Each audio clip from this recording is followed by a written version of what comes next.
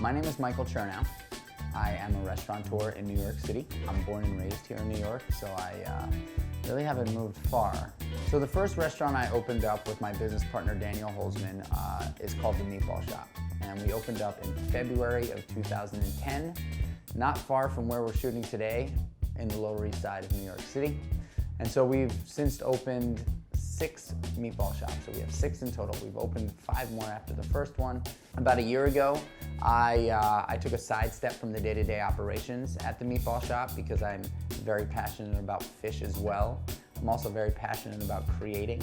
So I felt like my not my job at the meatball shop was done, but my creative desires were sort of at a standstill because the meatball shop knows we know what we sound like, we know what we look like, we know how we walk, we know how we talk, and that's really what I'm great at, creating all of those things, putting a team together to really generate culture. I've since opened a restaurant called Seymour's.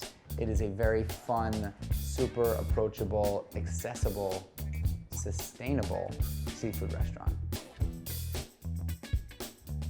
Now we're at the sort of looking for money phase, right? And one thing to understand and one thing to know is that most investors invest in you. They're actually investing in you. They're not necessarily investing in the business and the concept. So always have your best face on because the way you carry yourself, the way you present yourself is instrumental in the success of raising capital. You know, most people start with their friends and family. I mean, that's where most young entrepreneurs, startup companies, that's where they go. They go first to their friends and family, to the people that know them well. For the first restaurant that I opened up, we had 14 investors. I didn't ask anybody who didn't have a net worth of over a good amount of money because I felt it was the first thing I was doing, and I didn't want anybody to really lose a great deal of money. So I asked a bunch of people that were well off if they wanted to kick in $20,000, $30,000, and I was able to scrape up the money. And that's how it is really in the beginning. You know, you have to ask everyone and anyone.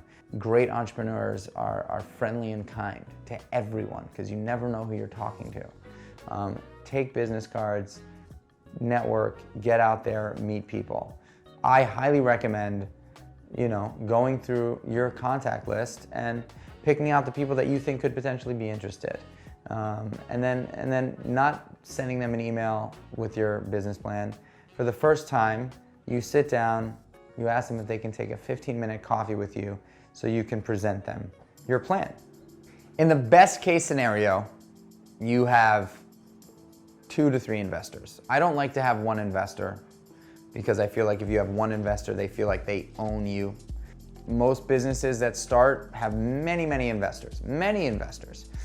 If the goal for you is to build a concept, to build a brand that's gonna grow, that you will ultimately sell down the line, whoever you sell that business to doesn't like to deal with a pool of investors.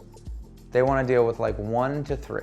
So that they can buy them out one full swoop, and everybody goes and is happy. But if you've got 15, 16, 18, 22 investors, and you go to sell your business, and 1 or 2 investors are like, no, I don't want to go, or I want more money for my shares, it creates a bit of a problem. So I would say try to keep it as compact as possible when looking to bring on investors. But in the beginning, that's very, very hard. Very, very hard. I mean, I opened up my 7th restaurant and I have 7 investors. I took a humongous risk at Seymour's, huge. I personally cut a check for $110,000 out of the money that I've earned, busted my butt. That was very, very scary to write, to secure the location that I'm in at Seymour's before capital was fully committed. It was terrifying. My wife wanted to kill me, but I went out there and did it because I was totally confident in the brand and the concept that it was going to work. So the best bet is to put skin in the game yourself. So you say, yes, like if an investor asks me, are you putting in money? I say, of course I'm putting in money. I always put in money. And that could be as little as the first time I opened up a business with Daniel. You know, we each put in our life savings. I think it was $15,000 or $18,000. That's all we had. That's what we started the meatball shop with. The two of us each put in $15,000 or $18,000. But like at that time, investors were like, wow, these young kids, they're putting in their life savings, I'm in. Very, very, very hard. Could be some of the most frustrating, stressful, you know, things entrepreneurs have to do, raise money.